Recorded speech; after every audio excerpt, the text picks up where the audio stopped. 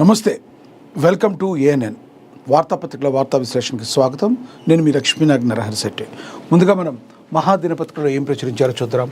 ఆ మంత్రికి మహిళలంటే పిచ్చి, 5,000 మందితో ఎఫ్ఐఆర్ సంచలన ఆరోపణలు చేశారు అని ప్రచురించారు. ఇక అదేవిధంగా T20 ఫైనల్ టికెట్లపై గుజరాత్ అసెంబ్లీలో వాడివేడి చర్చ, తమకు టికెట్లు అందలేదని బీజేపీ ఎమ్మెల్యేల ఆవేదన. ఇక మెగా కోడలకి ఆన్లైన్ వేధింపులు, సైబర్ క్రైమ్ పోలీసులకు లావణ్య త్రిపాఠి ఫిర్యాదు చేశారని కూడా ప్రచురించారు. ఇక కుంభమేళా తరహాలో గోదావరి పుష్కరాలు 2027 జూన్ 26 నుంచి జూలై 7 వరకు ఆది పుష్కరాలు ఉండనున్నాయని కానీ పుష్కరాల గురించి కూడా ప్రచురించారు. ఇక మూసివేత దిశగా హైదరాబాద్ హోటల్స్, సిలిండర్ల సరఫరా నిలిపివేయడమే కాకుండా గ్యాస్ సంక్షోభంపై ప్రధాని మోడీ సమీక్ష, దేశంలో 30% తగ్గిన గ్యాస్ సరఫరా. ఇక అదేవిధంగా మళ్ళీ వర్క్ ఫ్రమ్ హోమ్, దేశవ్యాప్తంగా లాక్డౌన్ వచ్చే ప్రమాదం, పెట్రోల్ గ్యాస్ సంక్షోభంతో తప్పదంటున్న నిపుణులు, ఇప్పటికే పాక్తో సహా పలు దేశాల్లో work from home, Iran, America, Israel యుద్ధంతో ప్రపంచం అతలాకుతలం అవుతుందని కూడా ప్రచురించారు. ఇక దీని గురించి ప్రధానంగా చూద్దాం. మనకు తెలుసు వర్క్ ఫ్రమ్ హోమ్ ఎందుకు చేయాలంటే కదా, ఇప్పుడు ఎక్కడైనా ఆఫీసులకు వెళ్ళాలంటే కంపల్సరీ చమురు అనేది అవసరం. డీజిల్, పెట్రోల్ లాంటి కార్లు వెళ్ళే వాళ్ళు కావచ్చు, పెట్రోల్ అయితే బైక్స్లో వెళ్ళే వాళ్ళు కావచ్చు, వీళ్ళందరికీ కూడా అవసరం. ఇవి అవసరానికి తగ్గట్టుగా లేకపోవడం వల్ల వర్క్ ఫ్రమ్ హోమ్ ఉండే అవకాశం స్పష్టంగా కనబడుతున్నట్లుగా కూడా తెలుస్తుందని ప్రచురించారు. ఇక అదేవిధంగా దేశంలో మళ్ళీ లాక్డౌన్ డేస్ వస్తున్నాయా అంటే పరిస్థితులు ఆశ్చర్యాన్ని అలదెన్నెలా మారే. కరోనా కారణంగా దాదాపు 2 ఏళ్ల పాటు ప్రపంచ దేశాలు అతలాకుతలం కాగా కంపెనీలు వర్క్ ఫ్రమ్ హోమ్ కల్చర్ తీసుకొచ్చారు. అప్పుడు మహమ్మారి వర్క్ ఫ్రమ్ హోమ్ కల్చర్ తీసుకొచ్చి హోటళ్ళు, దుకాణాలను మూసివేస్తే ఇప్పుడు ఇరాన్, అమెరికా యుద్ధం మళ్ళీ అలాంటి లాక్డౌన్ను తీసుకొచ్చే ప్రమాదం కనబడుతుంది. ఇంధనం కొరతతో దేశంలో అనేక నగరాల్లో హోటళ్లు మూతపడగా వాహనాలు కూడా ఆగిపోయే ప్రమాదం ఉంది. ఇరాన్, ఇజ్రాయిల్, అమెరికా యుద్ధం కారణంగా ప్రపంచవ్యాప్తంగా చమురు, గ్యాస్ ధరలు ఆకాశాన్ని తాకుతున్నాయి. ఇరాన్ హార్ముజ్ జలసంధిని మూసివేయడంతో ఆర్థిక సంక్షోభం వైపు ప్రపంచం అడుగులు వేస్తుంది. మార్చి 2న హార్ముజ్ జలసంధిని మూసివేయగా ఒక్క వైజాగ్కే 10,000కు పైగా కంటైనర్లు తిరిగి వచ్చాయి. ఇరాన్, ఇజ్రాయిల్, అమెరికాతో పాటు అటు Saudi Arabia, UAE, Kuwait, Iraq లాంటి దేశాల్లో యుద్ధ వాతావరణం కొనసాగుతుంది. ప్రపంచ దేశాలకు ముడి చమురును పంపాలంటే హార్ముజ్ జలసంధి మాత్రమే కీలకంగా ఉంది. ఇప్పుడు ఈ జలసంధి మూసివేసిన నేపథ్యంలో ప్రపంచ దేశాలు ఆర్థిక సంక్షోభంలోనే మరోవైపు ఇప్పటికే పాకిస్తాన్ కీలక నిర్ణయం అయితే తీసుకుంది. దేశంలో మళ్ళీ లాక్డౌన్ డేస్ వస్తున్నాయంటే పరిస్థితులు ఆశ్చర్యం కలిగించేలా ఉంది. ప్రస్తుతం పాకిస్తాన్లో ఉన్న పెట్రోల్, డీజిల్ నిల్వలు కేవలం 26 రోజులకు మాత్రమే సరిపోతే ఆ తర్వాత దేశం ఆగిపోయే పరిస్థితుంది. దీంతో ముందు జాగ్రత్తగా వర్క్ ఫ్రమ్ హోమ్ ప్రకటించింది పాకిస్తాన్. ఇంటి నుండి పనులు చేసుకోండి, ఆఫీసులకు రావద్దు, అనవసరంగా బయట తిరగొద్దని ఆదేశాలు జారీ చేస్తుంది. అయితే భారత్లోనూ ఇలాంటి పరిస్థితి ఉన్నట్లుగా స్పష్టంగా కనబడుతుంది. అనేక దేశాల్లో దాడుల భయంతో ఆఫీసుల్లో సాగడం లేదు. ప్రపంచ దేశాలతో పాటు భారత్లోనూ ఆయిల్ ధరలు పెరగడం, గ్యాస్ కొరత ఏర్పడటం వల్ల ఆఫీసులకు వెళ్లే ఖర్చు అధికమవుతుంది. దేశవ్యాప్తంగా లాక్డౌన్ వచ్చే అవకాశం ప్రమాదం కనబడుతుంది. పెట్రోల్, గ్యాస్ సంక్షోభంతో తప్పదంటున్నారు నిపుణులు. ఇప్పటికే పాక్తో సహా పలు దేశాల్లో work from home, Iran, America, Israel యుద్ధంతో ప్రపంచం అతలాకుతలమైందని ప్రచురించారు. కాబట్టి ఎక్కువగా మీరు కూడా అనవసరమైన తిరుగుడు తిరగకుండా వీలైనంత వరకు జాగ్రత్తగా ఉండేటట్టుగా చూసుకోవాలి. ఈ work from home me office కల్పిస్తే వర్క్ ఫ్రమ్ హోమ్ ఉండేటట్టుగానే చూసుకోవాలి. రానున్న రోజుల్లో భారతదేశంలో కూడా వర్క్ ఫ్రమ్ హోమ్ వచ్చే అవకాశాలు చాలా స్పష్టంగా కనబడుతున్నాయి అన్నట్టుగా తెలుస్తుంది. ఏదేమైనా యుద్ధం ఆగిన తర్వాత 10-15 రోజుల తర్వాత కానీ మళ్ళీ నార్మల్ పరిస్థితికి వచ్చేటట్టు లేదు. ఇవన్నీ కూడా సాధ్యాసాధ్యాలను చూసేయడానికి కొంచెం టైం పట్టేటట్టుగా కనబడుతుంది స్పష్టంగా. పాకిస్తాన్లో ఇప్పటికే ఆల్రెడీ ప్రకటించారు వర్క్ ఫ్రమ్ హోమ్ సంబంధించి. కాబట్టి లాక్డౌన్ డేస్ లాగా మళ్ళీ ఉండే అవకాశం చాలా స్పష్టంగా కనబడుతుంది. ఈ యొక్క యుద్ధం ఆగిన తర్వాత కానీ దీని యొక్క పరిస్థితి నార్మల్ అయ్యేటట్టు అయితే కనబడటం లేదని కూడా ప్రచురించడం అయితే జరిగింది. ఇక అదేవిధంగా ఆ మంత్రికి మహిళలంటే పిచ్చి అని ప్రచురించారు. దాని గురించి కూడా చూద్దాం.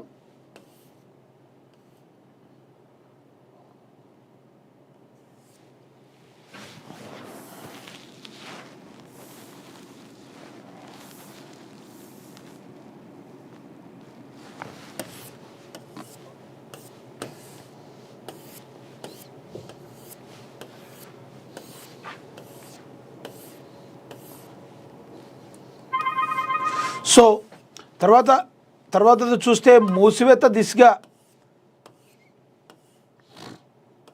T20 ఫైనల్ టికెట్లపై గుజరాత్ అసెంబ్లీలో వాడివేడి చర్చ అయితే జరిగిందంట. తమకు ఈ టికెట్లు రాలేదని చెప్పి బీజేపీ నేతలు గగ్గోలు పెట్టారని కూడా ప్రచురించారు. మరి వరల్డ్ కప్ క్రికెట్ మ్యాచ్ టికెట్లపై అసెంబ్లీలో హాట్ చర్చ జరిగింది. మా రాష్ట్రంలో మాకే ప్రవేశం లేకుంటే ఎలా అధ్యక్ష అంటూ అక్కడ ఎమ్మెల్యేలు నిలదీశారు. ప్రజా సమస్యలపై చర్చ జరగాల్సిన అసెంబ్లీలో క్రికెట్ మ్యాచ్ టికెట్లపై వాడివేడి చర్చ జరగడం గుజరాత్లో చోటు చేసుకుంది. T20 వరల్డ్ కప్ ఫైనల్లో మ్యాచ్ టికెట్ల విషయంపై అధికార ప్రతిపక్ష సభ్యుల మధ్య గత 2 రోజులుగా అసెంబ్లీలో తీవ్ర వాగ్వాదం నడుస్తుంది. మార్చి 8న అహ్మదాబాద్లో నరేంద్ర మోడీ స్టేడియంలో జరిగిన ఇండియా న్యూజిలాండ్ ఫైనల్ మ్యాచ్కు తనకు టికెట్ దొరకలేదని బీజేపీ ఎమ్మెల్యే అరవింద్ పటేల్ సభలో ప్రస్తావించారు. దీనిపై స్పందించిన రాష్ట్ర మంత్రి భవిష్యత్తులో జరిగే ఫైనల్ మ్యాచ్లకు శాసనసభ్యుల కోసం ప్రత్యేక ఏర్పాట్లు చేస్తామని హామీ ఇచ్చారు. ఆమ్ ఆద్మీ పార్టీ ఎమ్మెల్యేలు ఈ చర్చను తీవ్రంగా తప్పుబట్టారు. ప్రజల సొమ్ముతో నడుస్తున్న అసెంబ్లీలో ప్రజా సమస్యలపై కాకుండా క్రికెట్ టికెట్లపై జరగడం దారుణమన్నారు. పాఠశాలలో పిల్లలకు అడ్మిషన్లు జరగడం లేదు, ఆసుపత్రుల్లో పడకలు లేవు, పేదలకు బస్సు సర్వీసులు అందుబాటులో లేవు. ఇలాంటి సమయంలో టికెట్లపై చర్చ అవసరమా అని ఆప్ ఎమ్మెల్యే గోపాల్ ఇటాలియా ప్రశ్నించారు. రాష్ట్ర ప్రజలు అసెంబ్లీలో ఎలాంటి అంశాలు చర్చిస్తున్నారో గమనించాలని ఆయన తెలిపారు. మరి నిజమే కదా, వాస్తవంగా T20 అనేది ఒక విలాసవంతమైంది. ఇప్పుడు మీకు ఆట విడుపుగా మీరు ఏదైనా చూడాలంటే చూడాలి, కానీ ప్రజాధనంతో మరి అసెంబ్లీలో మాట్లాడాల్సిన విషయాల మీద టికెట్ల మీద చర్చ జరగడం ప్రజలు కూడా దీని గురించి ఒకంత ఆక్షేపించే అవకాశం అయితే చాలా స్పష్టంగా కనబడుతుంది.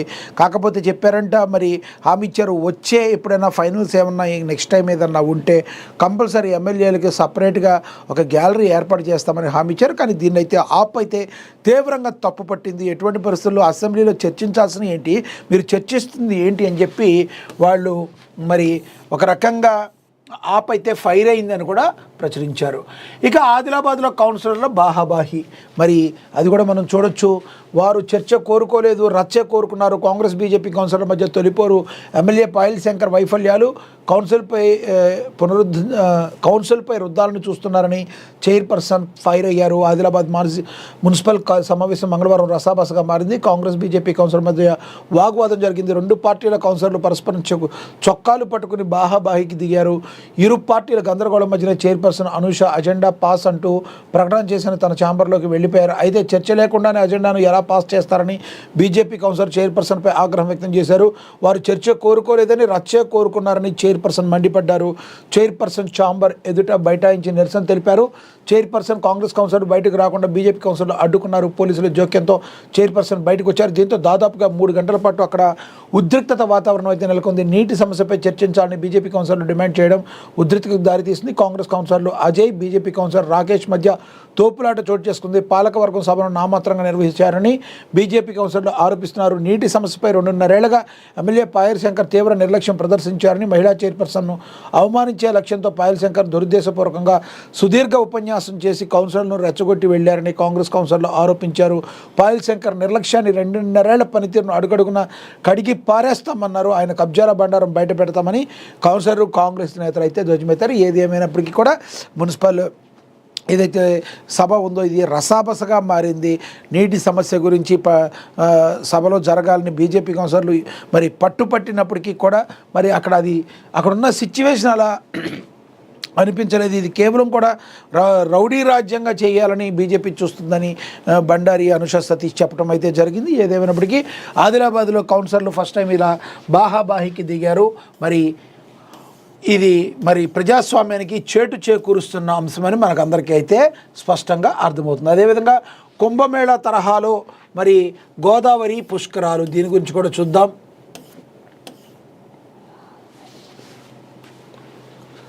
కుంభమేళ తరహాలో గోదావరి పుష్కరాలు అత్యంత ప్రతిష్టాత్మకంగా నిర్వహించేందుకు ప్రభుత్వం ఏర్పాట్లు చేస్తుంది. గోదావరి పుష్కరాలు 2027 కేబినెట్ సబ్ కమిటీ స్పష్టం చేస్తుంది.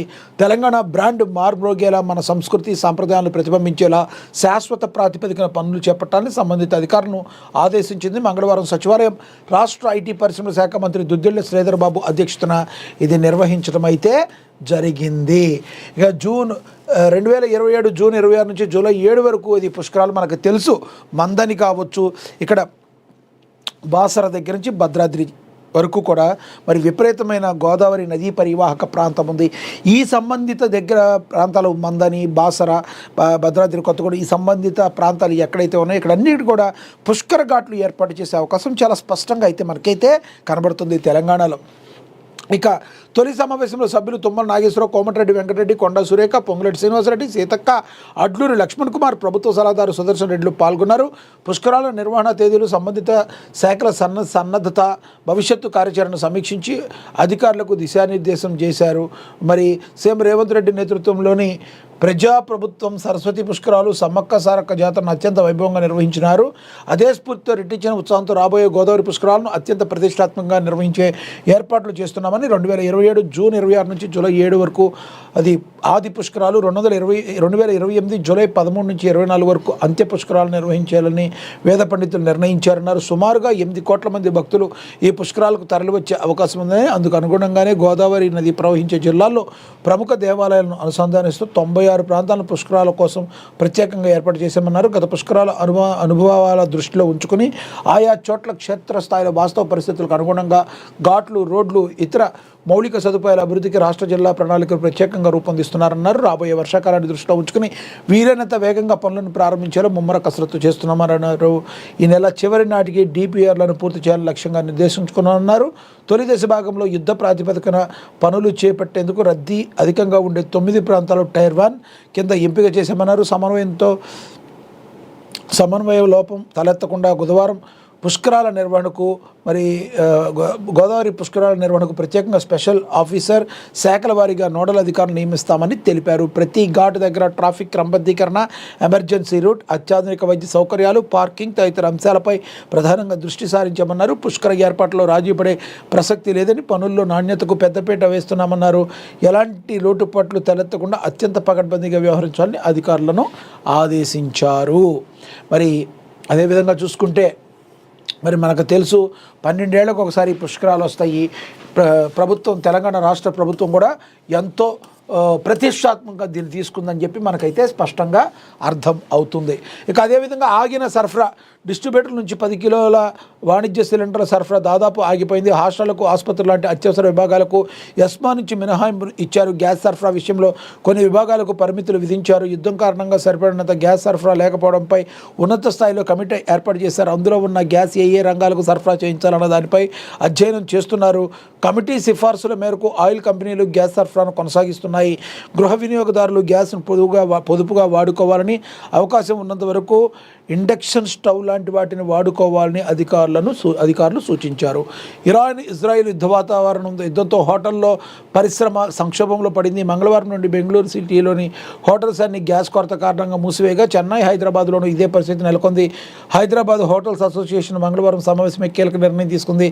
పశ్చిమాసియాలో తీవ్ర రూపం దాలుస్తున్న ఉద్రిక్త పరిస్థితుల అంతర్జాతీయ చమురు గ్యాస్ సరఫరా పైన తీవ్ర ప్రభావం చూపుతుంది. ముఖ్యంగా మన దేశంలో గ్యాస్ వినియోగం పైన ఈ ప్రభావం బాగా కనిపిస్తుంది. గ్యాస్ కొరత ఏర్పడుతుందని దేశవ్యాప్తంగా ఆందోళన కొనసాగుతున్న వేళ కేంద్ర ప్రభుత్వం గృహ అవసరాలకు వినియోగించుకునే గ్యాస్కు ఎటువంటి ఇబ్బంది లేకుండా చూడాలని ఆదేశాలు జారీ చేస్తుంది. ఇబ్బందుల్లో హోటల్ పరిశ్రమ, ఈ రకంగా హోటల్ పరిశ్రమ చాలా ఇబ్బందుల్లో ఉంది.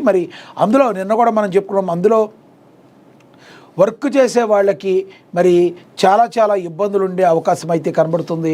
ఇటీవల గృహ వినియోగ సిలిండర్ బుకింగ్ వ్యవధిని 20 నుంచి 25 రోజులకు కేంద్ర ప్రభుత్వం పెంచిన సంగతి తెలిసిందే. హైదరాబాద్లోని సుమారు 6,000 హోటళ్లపై ఈ ప్రభావం పడుతూ ఉండడంతో హోటల్ యాజమాన్యాలు ఆందోళన వ్యక్తం చేస్తున్నాయి. ఒక పక్క రంజాన్ మాసం సీజన్ కావడం, ఈ సమయంలో గ్యాస్ సరఫరా లేకపోతే వ్యాపారాలు ఎలా చేసుకోవాలని హోటల్ యాజమాన్యాలు ప్రశ్నిస్తున్నారు.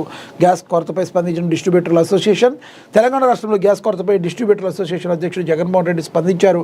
మన రాష్ట్రంలో ఇప్పటికిప్పుడు ఎల్పీజీ కొరత వచ్చే అవకాశం లేదని, పరిస్థితులు ఇలాగే కొనసాగితే ఇబ్బందులు ఎదురు కాకుండా మాత్రమే కేంద్రం అప్రమత్తమైందని తెలిపారు. గృహ వినియోగదారులకు సరఫరాలో ఇబ్బంది తలెత్తకుండా కేంద్రం ముందస్తుగా చర్యలు చేపట్టిందని స్పష్టం చేశారు. కాగా ఇప్పటికే వ్యాపార హోటళ్లకు సిలిండర్లు నిలుపుదల చేస్తూ చమురు సంస్థలు నిర్ణయం తీసుకున్నాయి. మంత్రులతో ప్రధానమంత్రి మోడీ, మంగళవారం ప్రధాని మోడీ, విదేశీ వ్యవహారాల మంత్రి ఎస్ జయశంకర్, చమురు శాఖ మంత్రి హర్దీప్ సింగ్ పూరి, ఆర్థిక మంత్రి నిర్మలా సీతారామన్, వాణిజ్య శాఖ మంత్రి పీయూష్ గోయల్తో భేటీ అయ్యారు.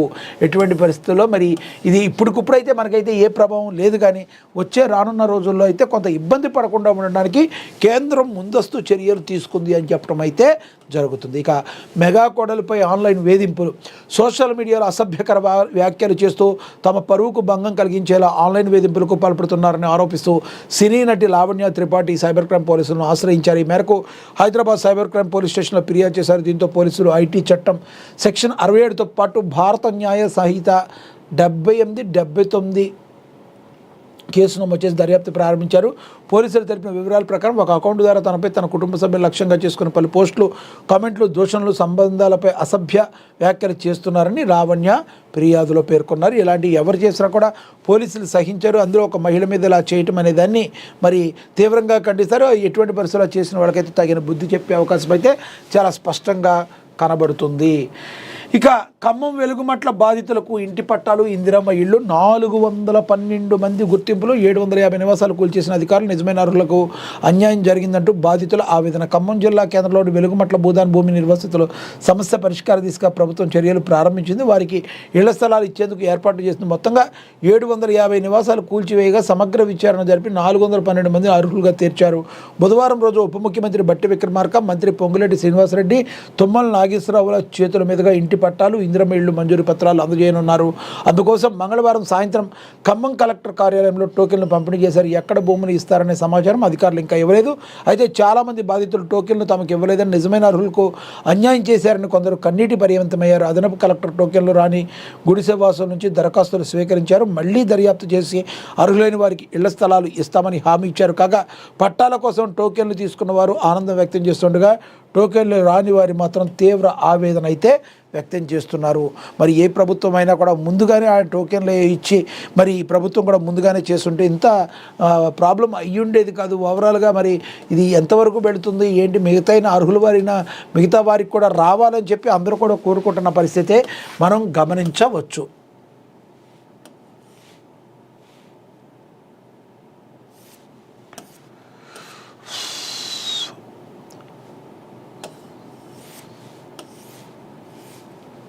కౌగిలించుకుంటాడు, కన్ను కొడతాడు. లోక్సభలో రాహుల్ గాంధీపై రిజిజు సెటైర్లు వేశారు. ఘాటుగా స్పందించిన ప్రియాంక, 12 ఏళ్లుగా తలవంచిన నేత రాహుల్ గాంధీయేనని చురక. లోక్సభ స్పీకర్ ఓం బిర్లాపై ప్రతిపక్షాలు ప్రవేశపెట్టిన అవిశ్వాస తీర్మానంపై చర్చ సందర్భంగా మంగళవారం సభలో మాటల యుద్ధం ముగిసింది. రాహుల్ గాంధీ గతంలో ప్రధాని మోడీని కౌగిలించుకుని ఆ తర్వాత కనుసాగ చేసిన ఉదంతాన్ని పార్లమెంటరీ వ్యవహారాల మంత్రి కిరణ్ రిజిజు గుర్తు చేస్తూ ఎద్దేవా చేశారు. ప్రతిపక్ష నేత రాహుల్ గాంధీకి పార్లమెంట్ పట్ల సీరియస్నెస్ లేదని కిరణ్ రిజిజు అయితే చెప్పుకొచ్చారు. అలాగే సభలో చర్చ జరుగుతున్న సమయంలో ఆయన హిందీలో మాట్లాడుతూ ప్రధాని కౌగిలించుకొని తిరిగి తన సీట్లోకి వచ్చి తోటి ఎంపీలకు కన్ను కొట్టే ఆంఖ్ మార్తే హై నేతను నేను ఎప్పుడు చూడలేదని వ్యాఖ్యానించారు. అయితే రిజిజు ఈ వ్యాఖ్యలు చేసే సమయంలో అటు రాహుల్ గాంధీ కానీ ఇటు ప్రధాని మోడీ కానీ సభలో లేరు. 2018లో జరిగిన అవిశ్వాస తీర్మాన సమయంలో రాహుల్ గాంధీ నాటకీయంగా ప్రధాని మోడీ దగ్గరికి వెళ్ళి కౌగిలించుకొని ఆ తర్వాత తన స్థానంలో కూర్చుని కన్నుకొట్టారు. నాటి ఘటన రిజిజు ఇప్పుడు మరోసారి ప్రస్తావించగా అప్పట్లో బీజేపీ దీన్ని పిల్ల చేష్టగా అభివర్ణించింది. మరి నిజంగా అట్లా కన్ను కొట్టడం దేనికి అనేది రాహుల్ గాంధీ గారికే తెలవాలి.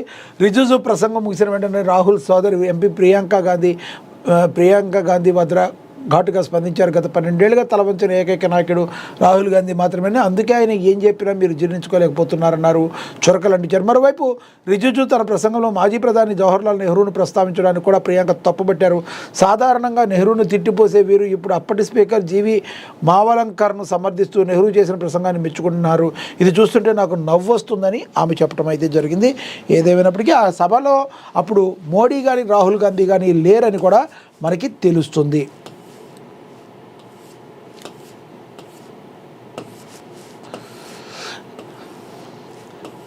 ఇక మనకి 6 గ్యారంటీల అమలుపై అసెంబ్లీలో ప్రైవేటు బిల్లు పెడతామని చెప్పి కేటీఆర్ చెప్పారు. దాని గురించి కూడా ఒకసారి చూద్దాం. ప్రభుత్వం తెలంగాణ ప్రజలకు చేస్తున్న మోసం, అరాచకాలపై రాబోయే బడ్జెట్ సమావేశాల్లో నిలదీస్తామని బీఆర్ఎస్ కార్యనిర్వాహక అధ్యక్షుడు కేటీఆర్ తెలిపారు. ఈ బడ్జెట్ ద్వారా కాంగ్రెస్ ప్రభుత్వానికి ప్రజలు ఇచ్చిన వ్యవధి 60% పూర్తవుతుందన్నారు. ఈ సమావేశాల్లో ప్రభుత్వ ప్రాధాన్యాలు, హామీల విషయంలో చిత్తశుద్ధి బయటపడిందని చెప్పారు. ప్రజలకు ఇచ్చిన 6 గ్యారంటీలు, 420 హామీలపై ప్రశ్నిస్తామని బీఆర్ఎస్ తరపు ప్రైవేటు బిల్లు పెడతామని వెల్లడించారు.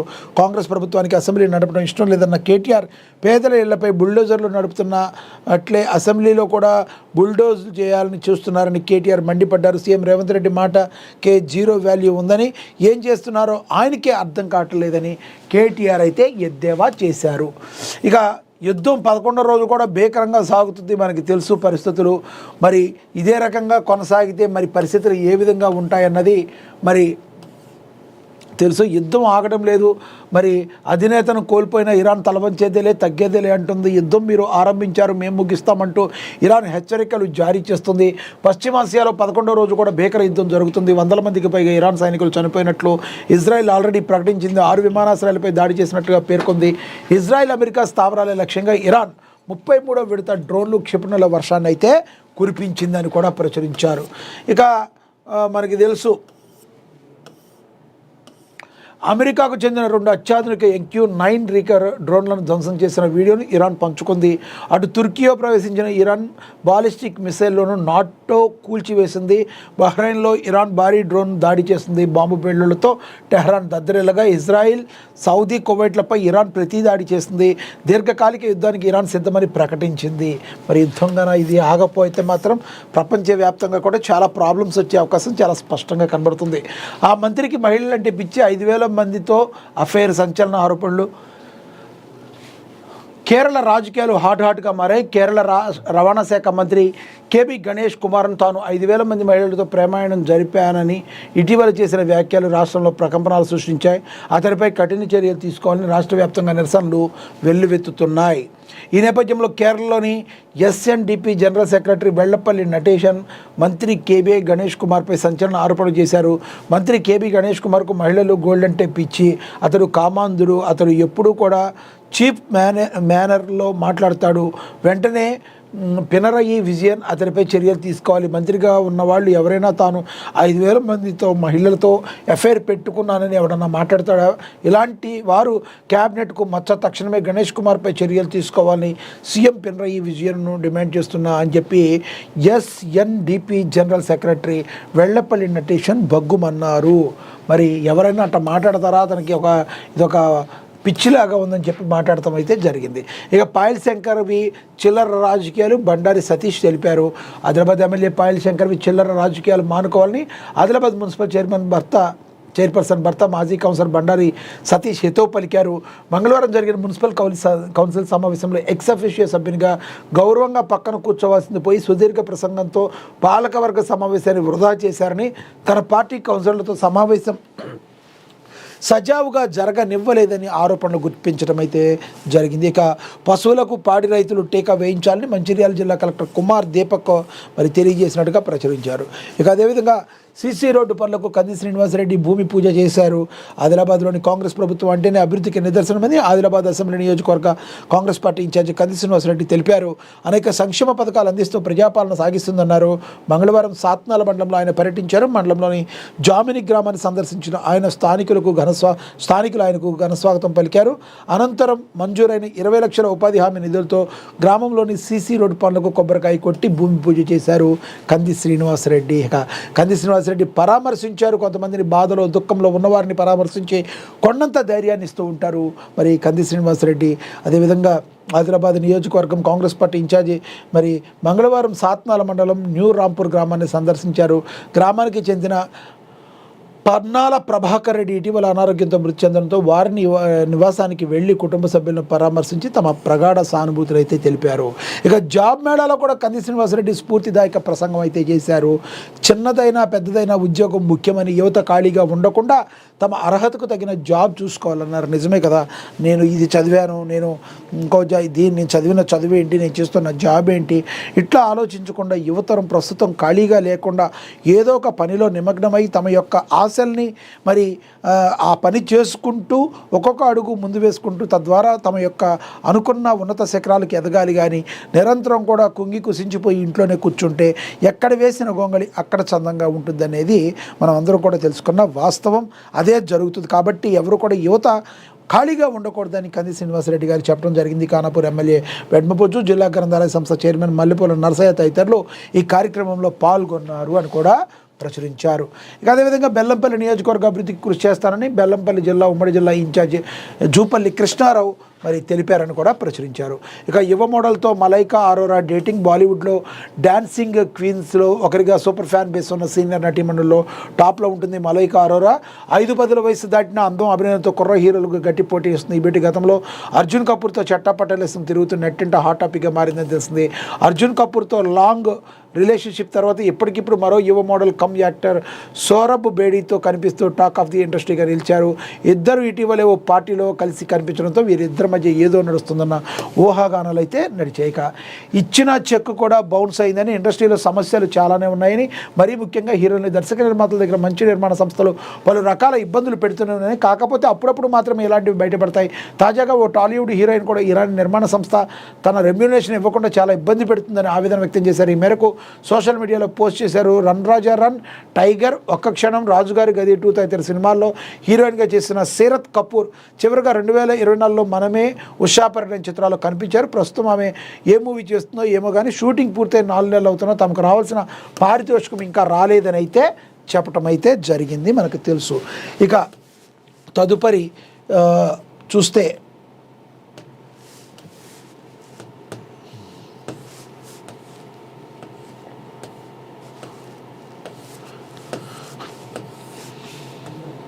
ఆర్థిక సేవలు రంగంలోకి ఆంధ్రజ్యోతి నుంచి చూస్తున్నాం మనం. ఆర్థిక సేవల రంగంలో భారీ జీతాలు, సిఎఫ్ఓల కోసం కంపెనీల వేట, ఏడాదికి 8 కోట్ల వరకు ప్యాకేజీలు, మైఖేల్ పేజ్ అని చెప్పి మరి ప్రచురించడం అయితే జరిగింది. ఇక హర్షదీప్కు జరిమానా, ప్రత్యర్థి ఆటగాడికి హాని కలిగించేలా వ్యవహరించిన పేసర్ హర్షదీప్ సింగ్ మ్యాచ్ ఫీజులో కోత పడింది. లెవెల్ 1 ఉల్లంఘన కింద మ్యాచ్ ఫీజులో 15% జరిమానా విధించడంతో పాటు ఒక డిమెరిట్ పాయింట్ను అతని ఖాతాలో చేరుస్తున్నట్టుగా ఐసీసీ తెలిపింది. టీ20 వరల్డ్ కప్ ఫైనల్లో తన బౌలింగ్లో బంతిని ఫీల్డ్ చేసిన హర్షదీప్ స్ట్రైకర్ డారిల్ మిచెల్కు తగిలేలా మీదకు విసిరాడు. ఈ చర్య పట్ల మిచెల్ ఆగ్రహం వ్యక్తం చేయడంతో పాటు అంపైర్ కూడా ఫిర్యాదు చేయడం అయితే జరిగింది. దీన్ని మనం చూసాం. ఆటలో భాగంగానే జరిగినప్పటికీ కూడా జరగకుండా ఉండాల్సింది. ఏదేమైనప్పటికీ మరి శిక్ష అయితే తప్పదు అన్నట్టుగా మరి ఐసీసీ చెప్పింది. ఇక ఐపీఎల్కు యుద్ధ భయం. ఐపీఎల్కు మరో 3 వారాల సమయమే ఉన్నా ఇంకా షెడ్యూల్ విడుదల కాలేదు. ఇందుకు పలు రాష్ట్రాల ఎన్నికలతో పాటు మరో సమస్య కూడా వెంటాడుతుంది. పశ్చిమాసియాలో కొనసాగుతున్న యుద్ధ వాతావరణం లీగ్పై గట్టిగా పడనుంది. ఎందుకంటే దేశంలో చమురు, గ్యాస్ కొరత ఆస్కారం ఏర్పడే అవకాశం ఉంది. సోమవారం పెట్రోలియం సహజవాయువుల శాఖ ఎల్పీజీ కొరతపై ప్రకటన కూడా విడుదల చేసింది. ఐపీఎల్ ఫ్రాంచైజీల నగరాలు చెన్నై, బెంగళూరుకు చెందిన హోటళ్లలో 2 రోజులుగా గ్యాస్ లేక ఇబ్బందులు పడుతున్నాయి. దీంతో తమ హోటళ్లను మూసివేస్తున్నట్టుగా కథనాలు వినిపిస్తున్నాయి. ఇప్పుడు ఇదే లీగ్కు ప్రధాన అడ్డంగా మారనుంది. ఎందుకంటే గ్యాస్ కొరత ఉన్నప్పుడు ముందు ఆసుపత్రులు, విద్యా సంస్థలకు ప్రాధాన్యం ఇస్తారే కానీ క్రికెట్కు ఇవ్వడం కుదరదు. పరిస్థితిని క్షుణ్ణంగా పరిశీలిస్తున్నాం. ప్రస్తుతానికైతే ఏమీ చెప్పలేం, కానీ త్వరలోనే ఏదో ఒక నిర్ణయం తీసుకుంటామని ఐపీఎల్ చైర్మన్ అరుణ్ ధూమల్ తెలిపారు. ఇక ఆస్ట్రేలియా మాజీ ఓపెనర్ మాథ్యూ హెడెన్ ఐపీఎల్లో గుజరాత్ టైటాన్స్ జట్టు ఓటింగ్ కోచ్గా నియమితులయ్యాడు. ఈ మేరకు హెడెన్ నియామకాన్ని టైటాన్స్ మంగళవారం ప్రకటించింది. ఇప్పటికే బ్యాటింగ్ కోచ్గా ఉన్న పార్థివ్ పటేల్తో కలిసి హెడెన్ పనిచేస్తాడని తెలిపింది. ఆశీష్ నెహ్రా టైటాన్స్ చీఫ్ కోచ్గా ఉన్న విషయం మనందరికీ కూడా తెలిసిందే. ఇక అదేవిధంగా కోహ్లీ ఎందుకు రాలేదు? World cup final match Dhoni, Rohit హాజరైన విరాట్ కోహ్లీ కనిపించబోవడంపై ఫ్యాన్స్ అసంతృప్తి వ్యక్తం చేశారు. సోషల్ మీడియా వేదికగా ఇదే విషయాన్ని లేవనెత్తారు. అయితే వరల్డ్ కప్ విన్నింగ్ కెప్టెన్లు కపిల్ దేవ్, ధోని, రోహిత్ వచ్చినట్టు భావిస్తున్నారు. 2024 పొట్టి కప్ నెగ్గినప్పుడు కోహ్లీ జట్టులో ఆటగాడు మాత్రమేనని కొందరు అంటున్నారు. వ్యక్తిగత వ్యవహారాల వల్ల కూడా అతను రాకపోయి ఉండవచ్చునని చెప్తున్నారు. ఎందుకు రాలేదండి? ఎవరైనా ఏం చెప్తారు? అందరికీ కుదరాలని లేదు కదా. ఇక అదేవిధంగా బుమ్రా ఇక వన్డేల్లోనే పని ఒత్తిడే కారణం. వరల్డ్ కప్పై దృష్టి. టీ20 వరల్డ్ కప్ను వరుసగా 2వ సారి దక్కించుకోవడంతో భారత్ స్టార్ పేసర్ జస్ప్రీత్ బుమ్రాది కీలక పాత్ర. ఇక వచ్చే ఏడాది అక్టోబర్, నవంబర్లో వన్డే వరల్డ్ కప్ జరగబోతుంది. మరి అదేవిధంగా 2011 తర్వాత టీమిండియా మెగాటోర్ని అందుకోలేకపోయింది. ఈ నేపథ్యంలో జట్టుకు ప్రధాన బలంగా ఉన్న బుమ్రాపై పని ఒత్తిడి పడకుండాన్న ఆలోచన బీసీసీఐ ఉన్నట్లు సమాచారం. ఇందుకోసం వచ్చే 18 నెలల పాటు బుమ్రాని టీ20 మ్యాచ్ల్లో కాకుండా ఎక్కువగా వన్డేల్లో ఆడించాలనుకుంటుంది. అయితే ఐపీఎల్లో తను ముంబై ఇండియన్స్ తరపున బరిలోకి దిగడం ఖాయమే. ఈ లీగ్ ముగిశాక భారత్ తమ ప్రపంచ కప్లో సన్నాహాలు ఆరంభమవుతుంది. మరోవైపు ఐపీఎల్ ముగిసే సమయానికి selection committee coach Gambhir, captain Gill, centre of excellency chief VVS Laxman నేతృత్వంలో జట్టు వరల్డ్ కప్ ప్రణాళికల గురించి బ్లూ ప్రింట్ సిద్ధం చేస్తున్నారు. మరి ఏదైనా కూడా ముందుకు వెళ్ళాలంటే వచ్చే వరల్డ్ కప్ మీద మరి ఫోకస్ చేయాలి. ఇప్పుడు ఆల్రెడీ పొట్టి కప్పు మనం ఆల్రెడీ కొట్టేసాం కాబట్టి నెక్స్ట్ మరి 50 ఓవర్స్ వరల్డ్ కప్ మనం మరి 2011 తర్వాత దాన్ని మనం గెలుచుకోలేకపోయాం. మరి ఇంపార్టెంట్ బౌలర్ అయిన జస్ప్రీత్ బుమ్రాని పని తగ్గించాలని బీసీసీఐ నిర్ణయించింది. దీన్ని కూడా మనం కట్గా అనుకోవచ్చు. ఇక యుద్ధం ఆపేద్దాం, ట్రంప్కు సలహాదారుల ప్రతిపాదన. చమురు ధరల మంటలు, అమెరికాలో చట్టసభల ఎన్నికల నేపథ్యంలో అధ్యక్షుడిపై ఒత్తిడి, బయటపడే వ్యూహాన్ని అమలు చేయాలని సూచన. సలహాదారును ఉటంకిస్తూ వాల్ స్ట్రీట్ జనరల్ కథనం. పుతిన్కు మరి ట్రంప్ ఫోన్. యుద్ధాన్ని త్వరగా ముగించే దిశగా పలు ప్రతిపాదనలు చేసిన రష్యా అధినేత. ఇరాన్ నౌకలను ముంచేయడం సైనికాధికారులకు సరదాగా ఉందట. మీడియా సమావేశంలో ట్రంప్. ఇకపై టన్ను వార్ హెడ్ ఉన్న క్షిపణులు ప్రయోగిస్తాం. ఇరాన్ రెవల్యూషనరీ గార్డ్స్ హెచ్చరిక. కాల్పుల విరమణకు అంగీకరించాం, మళ్లీ దాడి చేసే ఆలోచనలు చేయకుండా బుద్ధి చెప్తామని ఇరాన్ స్పీకర్ తెలిపారు. ఏది ఏమైనప్పటికీ కూడా యుద్ధం అయితే ఆగిపోవాలి, శాంతి అయితే కోరుకోవాలని భారతదేశం కోరుకుంటుంది. ఇక వంట గ్యాస్ సంక్షోభం, దేశవ్యాప్తంగా వాణిజ్య సిలిండర్ల కొరత, హోటళ్లు రెస్టారెంట్లపై తీవ్ర ప్రభావం కూడా పడుతుందని కూడా ప్రచురించారు. ఇక అదేవిధంగా కార్యాలయాల్లోనే కలెక్టర్లు ఎన్నిసార్లు చెప్పాలి? 40 మంది ఎమ్మెల్యేలను పిలిచి హెచ్చరించే 15 మంది దారికొచ్చారు. మిగిలిన వారు మారలేదు. త్వరలోనే 4-5 వేటు తప్పదు. స్థానిక సంస్థల ఎన్నికల్లోపై కఠిన నిర్ణయాలు. మంత్రులతో ప్రత్యేక భేటీ అని సీఎం ముఖ్యమంత్రి చంద్రబాబు స్పష్టీకరించారు. ఇక సచివాలయంలో జరిగిన సిఆర్డీఏ సమావేశంలో మాట్లాడారు చంద్రబాబు అని కూడా ప్రచురించారు. ఇక మనకి తెలుసు, యుద్ధ ప్రభావం పడకుండా సన్నద్ధంగా ఉండాలని, ఎల్పీజీ కోళ్ల పరిశ్రమ ఉద్యానంపై అప్రమత్త అవసరమని, గల్ఫ్లోని ప్రవాసాంధ్రుల యోగక్షేమాలు తెలుసుకోవాలని చెప్పి మరి చంద్రబాబు చెప్పడం కూడా జరిగిందని కూడా ప్రచురించారు. ఇక అదేవిధంగా రేషన్ మాఫియా. ఉమ్మడి జిల్లాలో డజనుకు పైగా డాన్లు, బయటకు రాని మరికొంతమంది హిడెన్ డాన్లు. బెజవాడలో ఎంట్రీ ఇస్తున్న కొత్త ముఖాలు. ఈ డాన్లను పట్టుకునే రేషన్ అక్రమాలకు అడ్డుకట్ట. జయంతి సత్యం వెనుక నందిగామ షాడో ఎమ్మెల్యేలు ఉన్నారని కూడా ప్రచురించారు. ఇక ఓవరాల్గా చూసుకుంటే మరి ఇంపార్టెంట్ న్యూస్ ఏదైనా కూడా మరి విపులంగా విశ్లేషించే ప్రయత్నం అయితే చేస్తున్నాం. అదేవిధంగా నిరంతర వార్తలు మనకి ఉండి వాటిని ప్రచురించిన దాన్ని ఏవైతే ఉన్నో వాటిని విశ్లేషించే ప్రయత్నం అయితే చేస్తున్నాం. ఇక ప్రజలకి ప్రభుత్వానికి వారధిగా ఉంటూ నిష్పక్షపాతంగా మరి ప్రచురించే ఏకైక దినపత్రిక, వార్తలు ప్రచురించే ఏకైక దినపత్రిక మహాదినపత్రిక. డౌన్లోడ్ చేసుకోండి. ఇది వాళ్ళ వార్తాపత్రికల వార్తా విశ్లేషణ. నమస్తే.